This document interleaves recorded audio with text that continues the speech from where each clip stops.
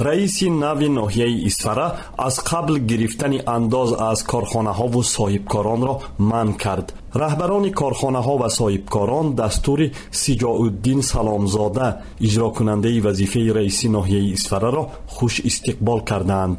онҳо мегӯянд, раҳоӣ аз пардохти пешакии андоз дасти онҳоро аз нигоҳи молӣ барои фаъолияти озодона ва татбиқи барномаву тарҳҳои нави худ боз мекунад.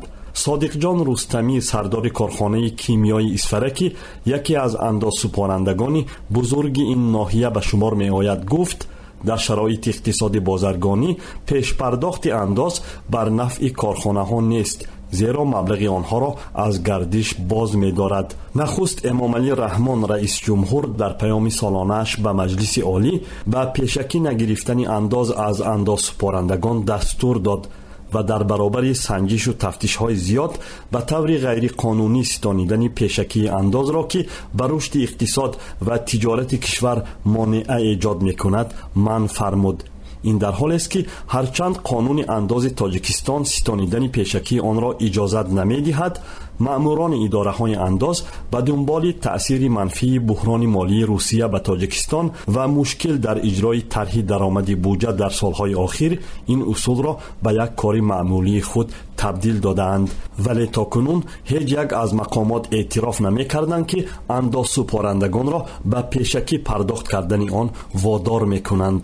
ба гуфтаи Некрус Отабеков, сардори шуъбаи иқтисод ва савдои ҳукумати ноҳияи Исфара, иҷрокунандаи тозатаъини вазифаи раиси ин ноҳия Сиҷоуддин Саломзода масъулини сохторҳои дахлдорро ба иҷрои муқаррароти қонунгузории андоз ва шаффофияти ҷамъоварии он даъват кардааст. ҷаноби Саломзода гуфтааст, ки ба ҷои ҷамъоварии пешакии андоз бо истифода аз сарчашмаҳои мавҷуда ва дарёфти захираҳои дигари қонунии андозбандӣ вазифаи худро ба иҷро расонанд. Исфара як минтақаи аз нигоҳи иқтисод ва тиҷорат рушд карда дар шимоли Тоҷикистон маҳсуб меёбад ва дорои ҳудуди 15 корхонаи миёнаву бузурги саноатӣ аст. моҳи феврали ҳамин сол бо амри раисҷумҳур Сиҷоуддин Саломзода Дилшод Расулзодаро иваз кард ва иҷрокунандаи раиси ноҳияи Исфара таъин гардид. манъи пешпардохти андоз дар ноҳияи Исфара дар ҳолест, ки дар соли гузашта нақшаи пешбинишудаи қисми даромади буҷа дар ин ноҳия иҷро нагардида, ба буҷаи маҳаллӣ беш аз 10 миллион сомонӣ кам маблағ ворид шудааст. ҳамчунин дар соли гузаштаи 2017 дар ноҳияи Исфара беш аз 11 миллион сомонӣ ё ҳудуди 8% маблағи умумии андози солона ҷамъоварӣ нашудааст.